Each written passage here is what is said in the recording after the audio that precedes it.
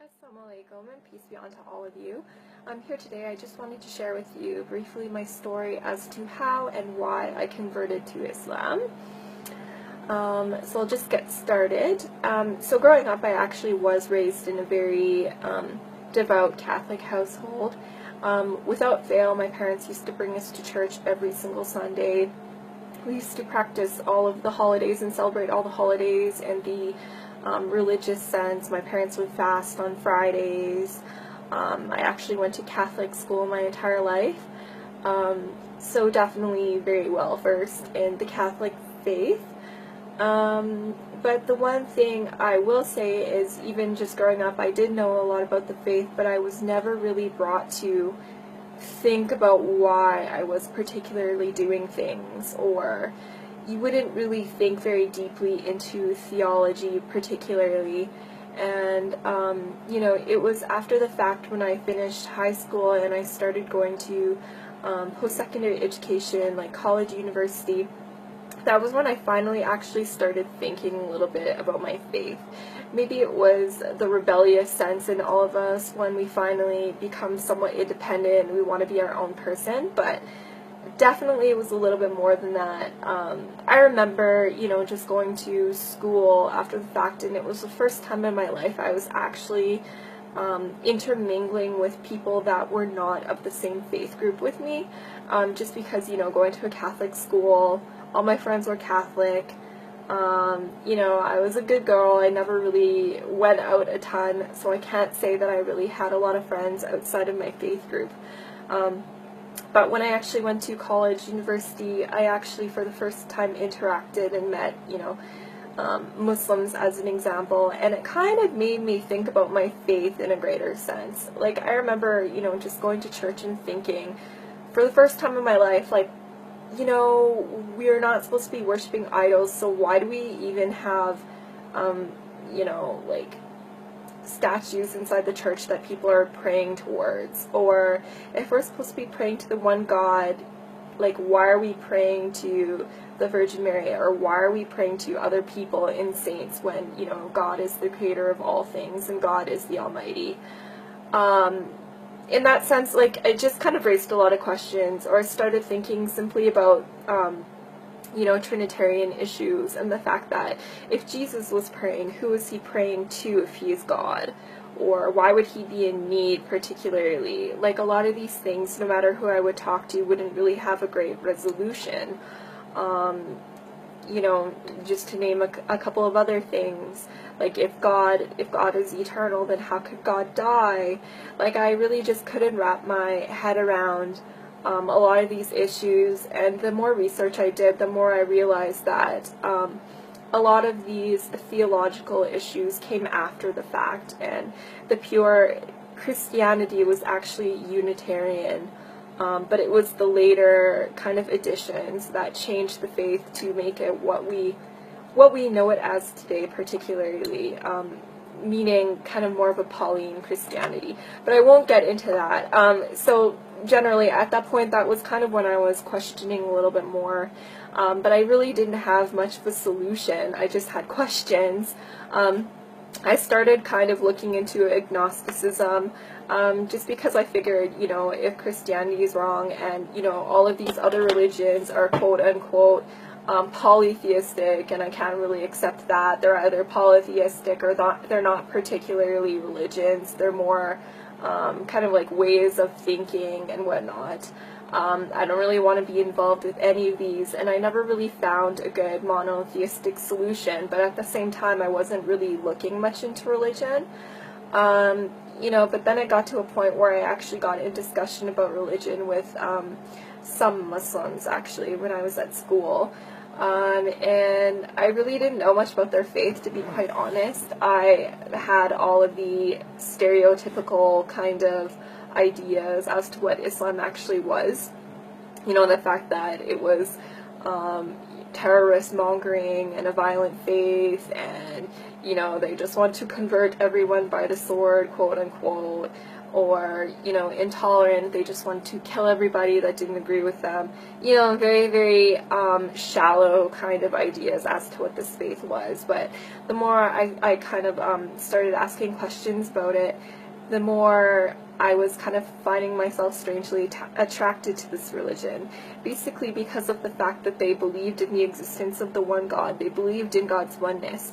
They believed in God's eternity, everlastingness, you know, but without all of the mental confusion. It was just, you know, basically belief was broken down into the fundamentals, and it was something that everyone would be able to digest without actually having to do any mental gymnastics. So, long story short, I started looking a little bit further into Islam, not really wanting to particularly accept it as my religion, but still attracted to it nonetheless. I started taking a religious studies course where I actually was able to look at Islam from an unbiased, kind of scholarly perspective, and again, I found myself kind of being attracted to it because of its, you know, rationality. And the fact that Islam could meet kind of belief in science halfway. It was rational, but it had proof at the same time. It wasn't just asking you to believe without any questioning or proof whatsoever. So again, looking into the Quran, I found the exact same thing. You know, Allah would command His servants to question or think about things or ponder about things, and that was something that I definitely wasn't used to previously with the Bible, and something that was very attractive for me. Actually pondering and meditating about my religion, you know, it kind of gave me some kind of peace in my heart that I was really, again, becoming very attracted to, but again, I wouldn't accept Islam as my religion until I was entirely sure about it. You know, so again, reading more into the Quran, I was finally also able to put Judaism and Christianity into perspective, particularly looking into the role of prophets.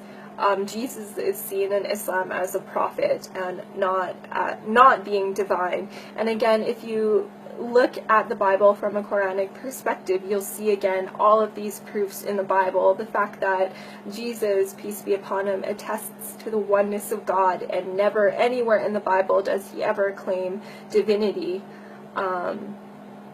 simply. You know, so reading into the Quran, it was slowly kind of answering questions for me. You know, when I would bring up all of these horrible arguments that I would see online and whatnot, to people of faith that were actually well versed in their religion, you know, I would always find some kind of resolution.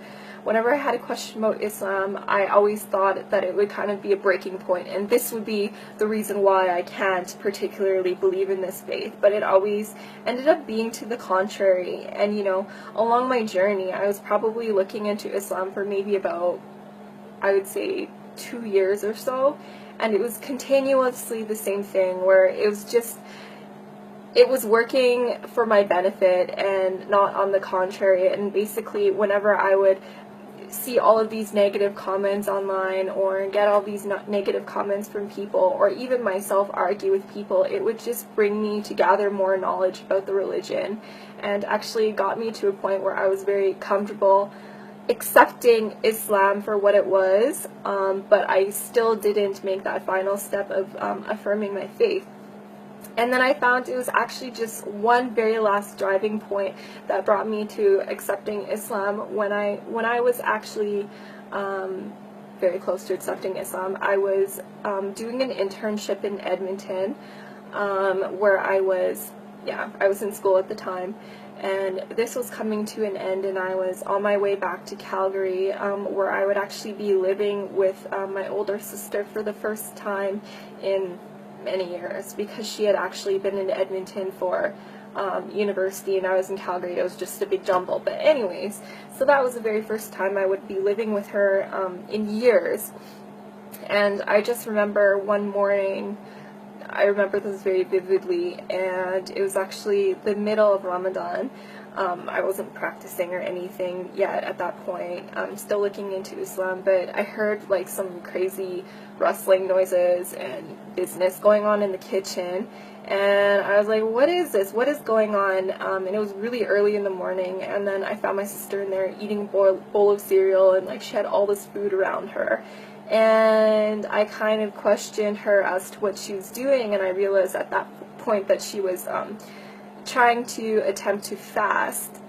So everything kind of came together at once, and I realized that at the same time when I was looking into Islam, my sister was also, even though we were separately living in completely different cities and didn't talk about religion whatsoever, we were actually going through the exact same thing. So that kind of brought me to a point where I was feeling a little bit more comfortable in my decision, you know, to potentially accept Islam. And my sister and I, we ended up actually going to a lot of religious lectures and lessons together, and kind of furthering our knowledge together and searching together. And we got to a point a few months later where we actually ended up attesting and affirming our faith in Islam together and saying our Shahada, Alhamdulillah. And since then, it's been about 4 years. So I've, since then, you know, my life has changed dramatically, for the better. Finally, as a person, I feel so whole. You know, before Islam, I would go to bed at night and I would honestly not be able to sleep because I felt like I was purposeless. And I felt like, you know, extreme fear of, you know, what was going to happen to me. You know, am I just like this lump of flesh and I'm just gonna die and rot in the ground? Like, I just really felt unfulfilled, and I felt like there was no purpose for me.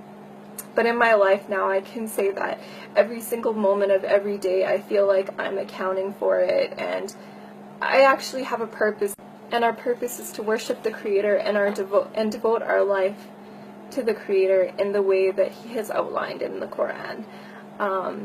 Very, very simply speaking.